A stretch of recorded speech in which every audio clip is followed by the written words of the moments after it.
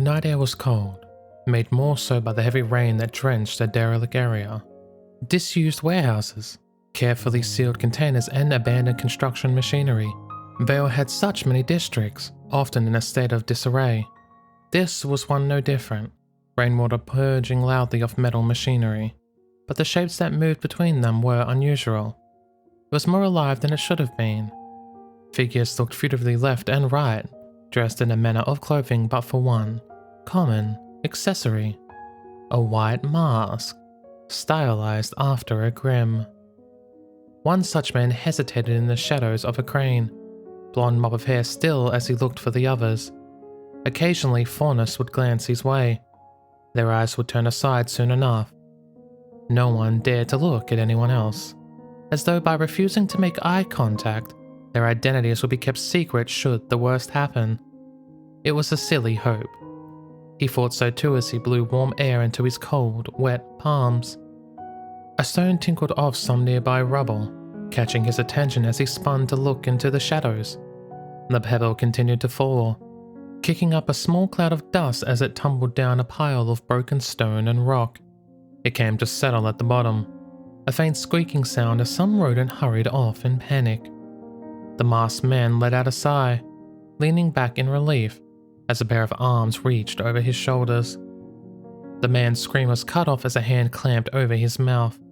That didn't stop the muffled cry, nor the sound of his feet kicking against stone as he dragged the man back behind the vehicle.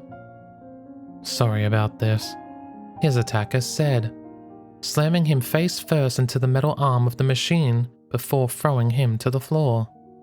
One arm failed ineffectively before him, being casually battered away as knees settled on either side of him. "Please, A fist slammed into the man's jaw, knocking his head back as his vision faded. Above him, his attacker lifted him by the collar, pausing a second to make sure there was no movement. "Huh," he said, letting the body fall. "Guess you didn't even have any aura." There was no answer from the poor guy. Not that Jaune expected any. In a way, he supposed it made sense. It wasn't like the White Fang actually cared all that much about their goons and grunts. Give them a gun and point them towards the enemy. Aura was an optional extra and only for those who actually knew how to fight. They must have been different once, back when they could create people like Blake and Adam. But clearly standards had fallen. That or desperate times had called for unfortunate measures. It wasn't any of his business. None of it was. As he reached down and removed the mask the idiot wore. A little scuffed and dirty now, but it wasn't like anyone would comment on it. The biggest issue was his lack of animal features. Hopefully it wouldn't come up. Most of the people he'd seen coming to and from had been harmless civilians, too terrified to even make eye contact, let alone challenge someone on what could have been his hidden animal traits. Ozpen would have a heart attack if he knew where Jaune was now, especially after what he'd managed the last time he'd been trespassing around an industrial district. Hopefully this time the night could end without the need for explosions, fires, or flaming bullheads. There was no need for heroics this time. Not that such had been the plan the last. The docks had gone south because he had been unprepared. Because he hadn't realized that anything was wrong until Ruby had appeared before him, and not in Vale. In hindsight, the actual cause for all this was something he'd miss. Ruby hadn't met Penny.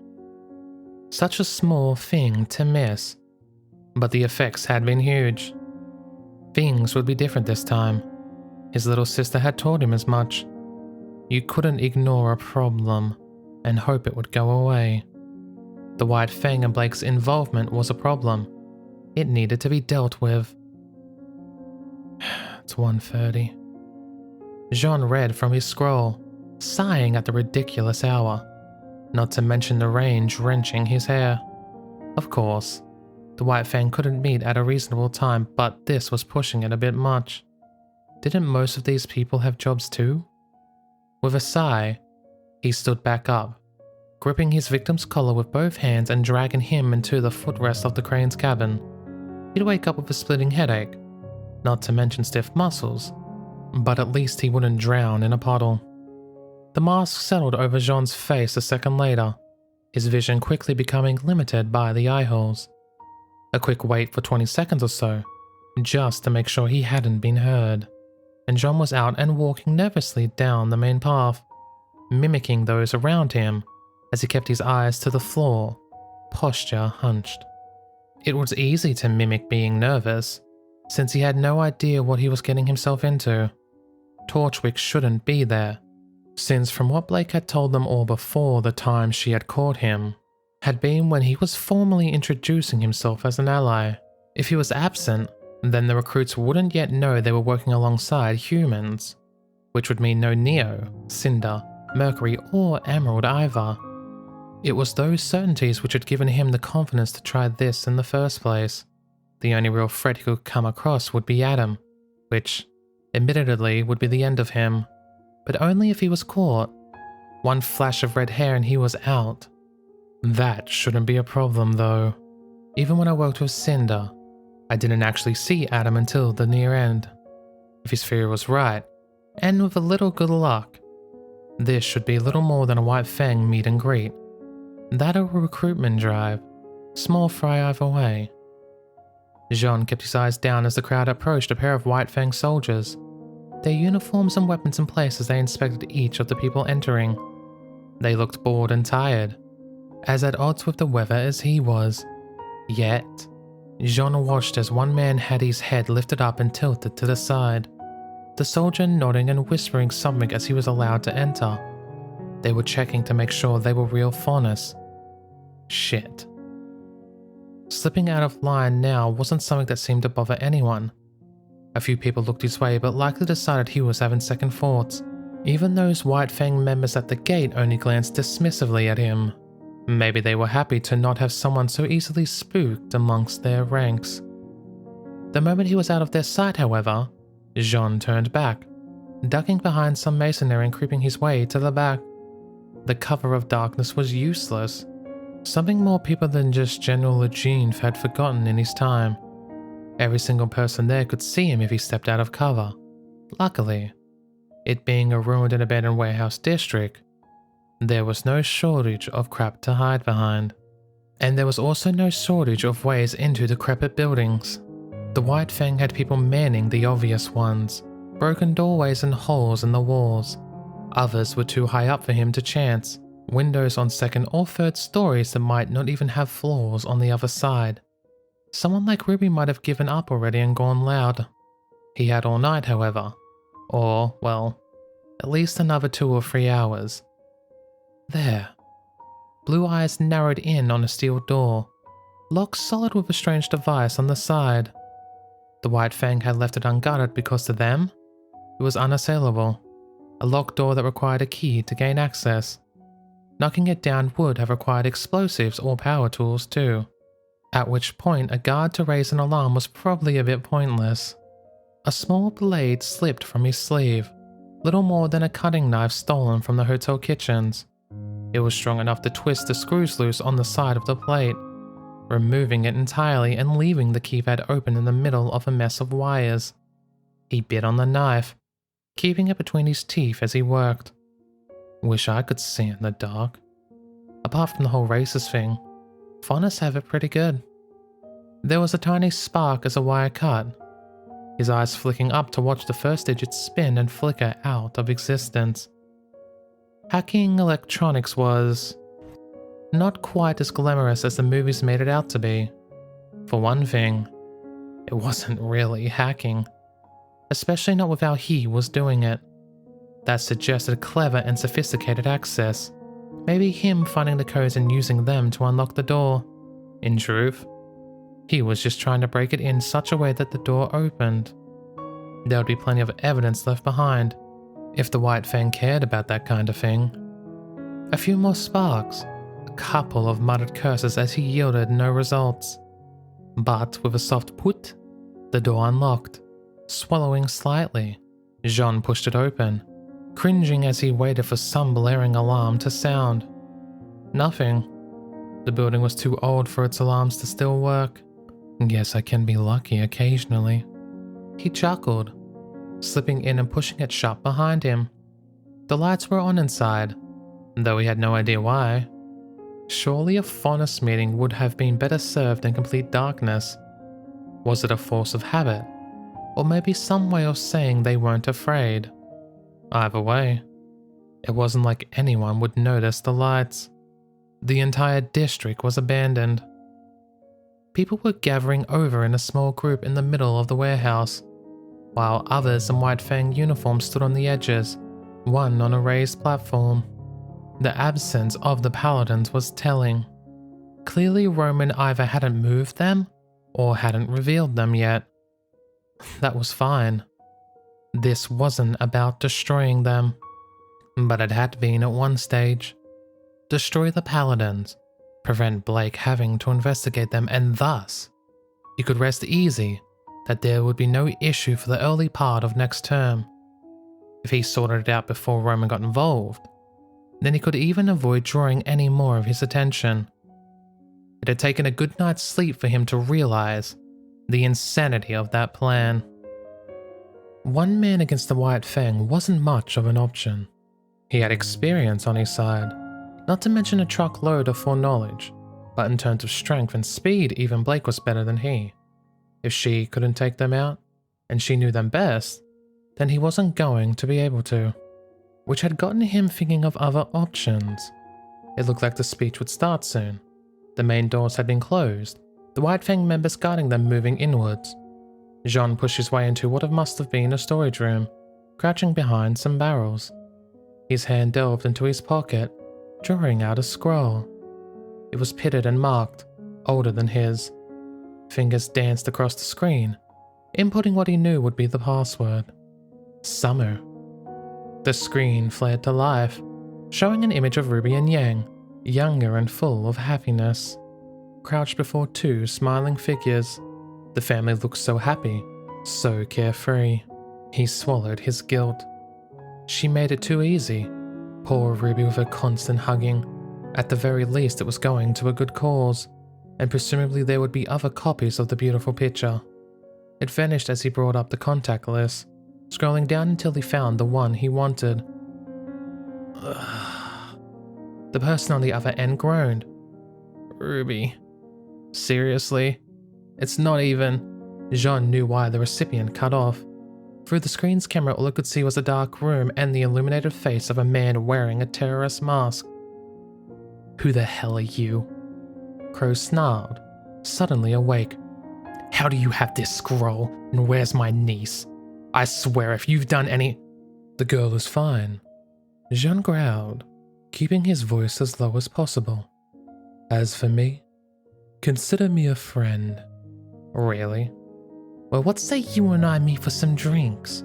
My friend and I always go for a few rounds. Maybe another time. Jaune chuckled. I can see you're having trouble trusting me. Crow looked unimpressed with his detective skill. That's fine. Trust isn't necessary. If you're going to waste my time, then do us both a favor and throw yours. Brothers and sisters. Crow's insult was cut off by a loud call. The Faunus on the stage raising his arms in the air. The crowd went silent, as did Crow. All of them listening in. With what a subtle grin, Jaune turned his scroll around, aiming it so that the huntsman could watch the scene unfolding. Those of you who have come are brave indeed, courageous souls willing to fight for freedom, for equality and fair treatment. Jaune tuned it out. It was the usual prattle, self-congratulatory bullshit designed to make the speaker and those listening feel empowered and special. It was pathetic. Most of the people listening wouldn't make a difference other than those unfortunate enough to deal with the bodies. The White Fang didn't want heroes or revolutionaries. They wanted martyrs, nothing more. A little ironic to be so scathing. Jaune thought with a grin. He was perhaps the biggest martyr of all, though not through choice.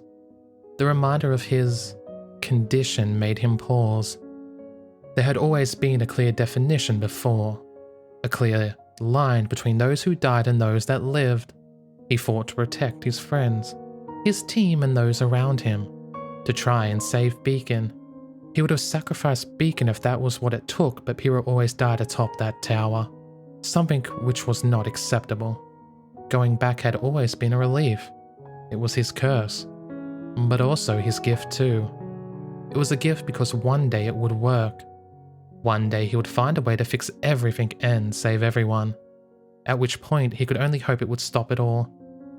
But, whatever it was and however it worked, there had never been any losses before. Those that died were returned to life. There had never been a case of someone being written out of existence. Not until his mother had gotten pregnant.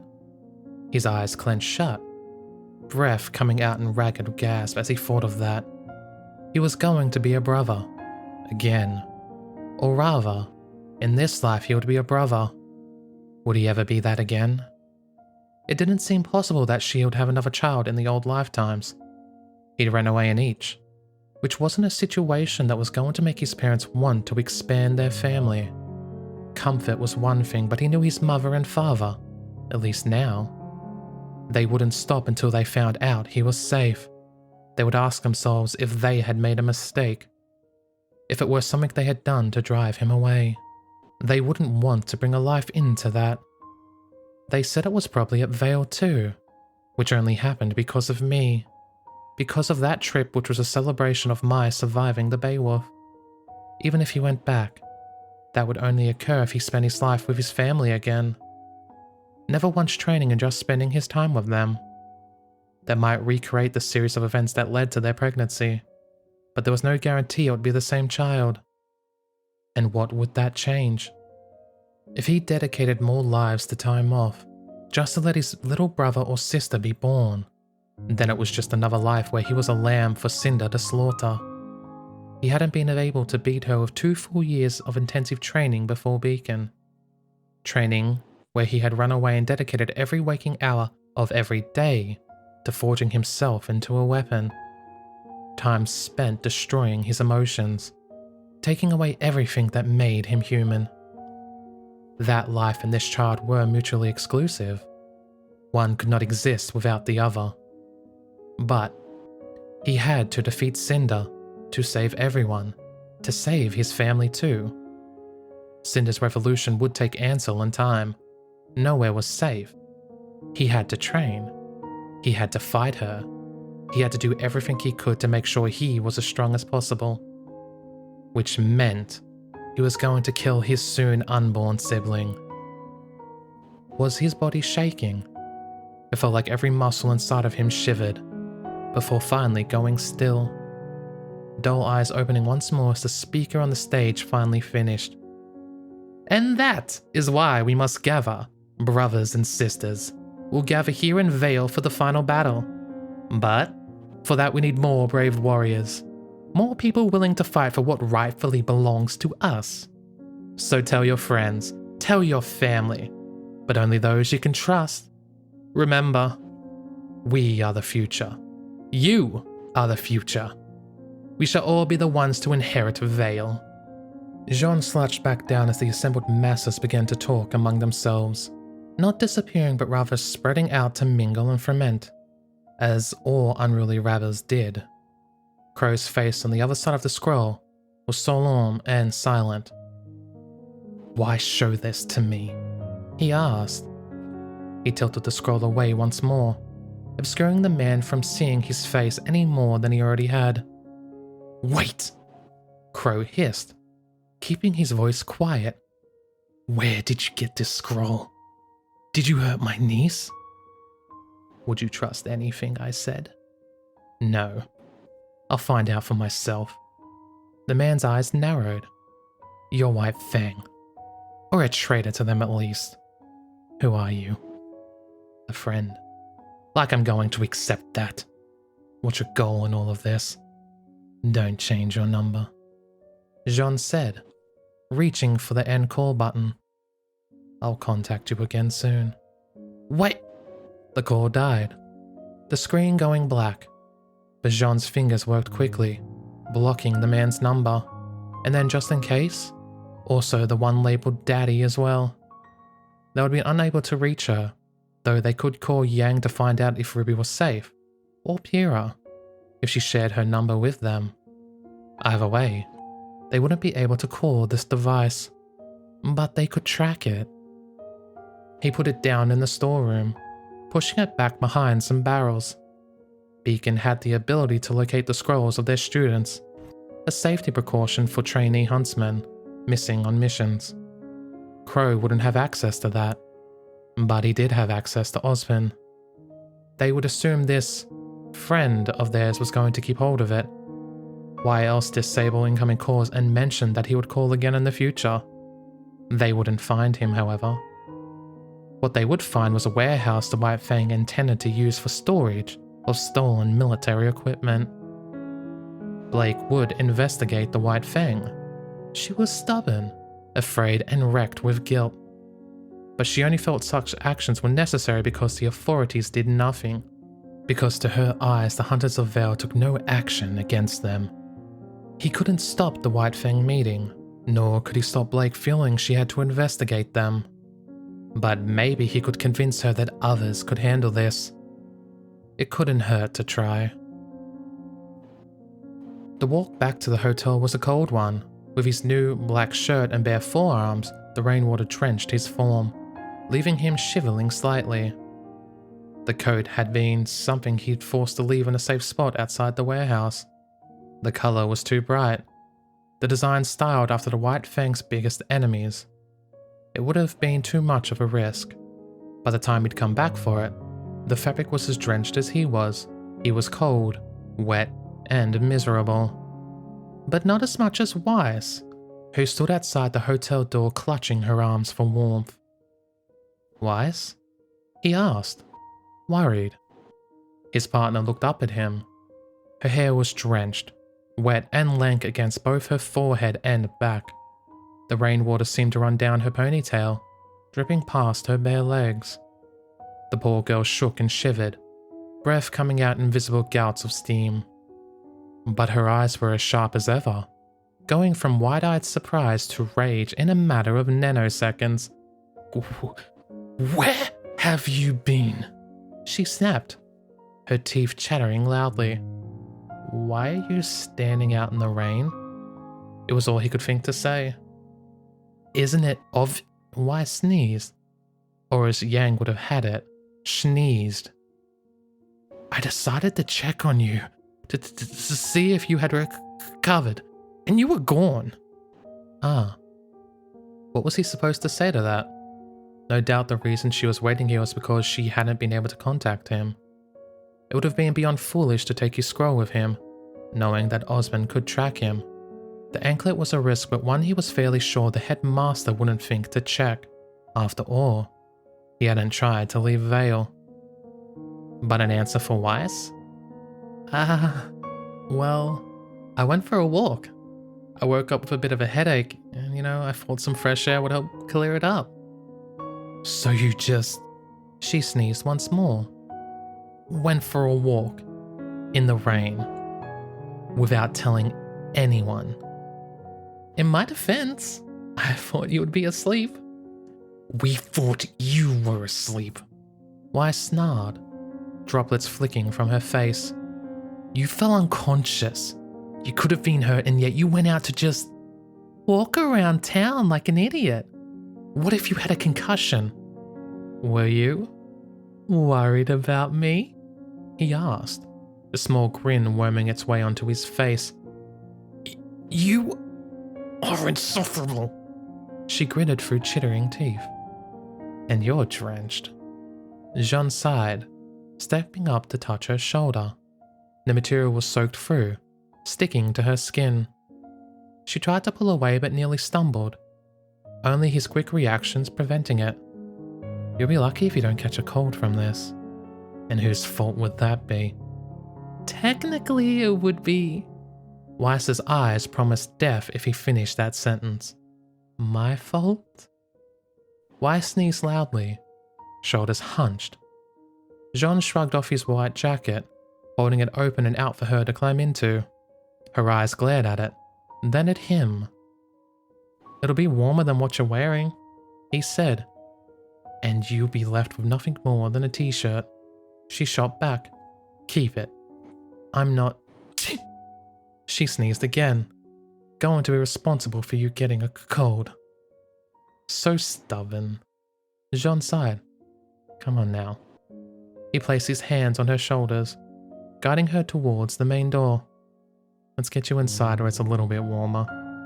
Weiss allowed herself to be pushed inside, he with a hand on each of her shoulders from behind. She was still shaking. He could feel the vibrations through her body, which instinctively stepped a little closer for warmth. At any time he might have teased her for that. Right now she genuinely needed the heat. Aren't you going to apologize? She asked, blowing hot air into her hands. The two of them were stood in the doorway, letting the hot air from the heating system wash over them. I am sorry for getting you wet, Weiss. Weiss stiffened beneath his hands, making him sigh. And I am sorry for making you all worry, he said, closing his eyes as her muscles relaxed.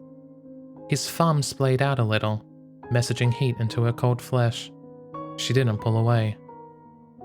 I should have said something. You should have. Her eyes glanced back into his form from over her shoulder. They were stern and sharp, as they always were. You can't just disappear like that. Weiss sighed.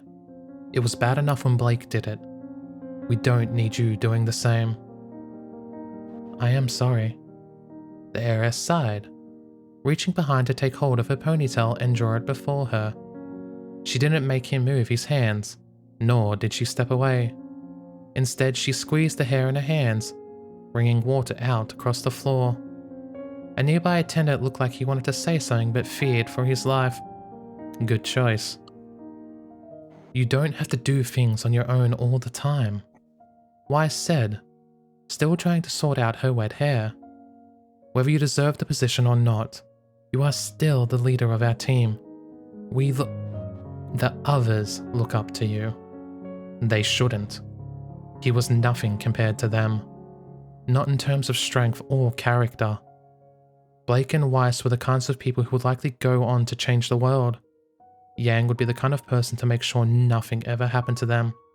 He was just a normal guy. He'll find a way to fix this. He'll find a way to end those repeats, and then he would fade away. I know that in the past when we've talked about teams, it's mostly been about responsibility. Weiss sighed. I know I've not always made it clear, but there are benefits to being on a team too. There are 4 of us. You don't have to do everything on your own. She shrugged one of her shoulders lightly, dislodging his hand as she stepped away from him and towards one of the elevators. Jaune watched her go, thinking on her words. He couldn't involve them, not in the things he'd done this night, nor the ones before. If he was going to be acting out against the White Fang like this, then it would be dangerous. They were strong, each of them individually stronger than he. But strength wasn't always what was needed. He couldn't take her up on that offer. But that didn't make the words useless. Weiss, he called, making her pause as she pushed the button to call the lift. She didn't look back, but she did cock her head to the side. Thank you. That means more than you realize. Weiss flicked the hand dismissively, stepping into the elevator as it opened. Before the door slid shut, he caught her expression, not to mention the almost arrogant smile.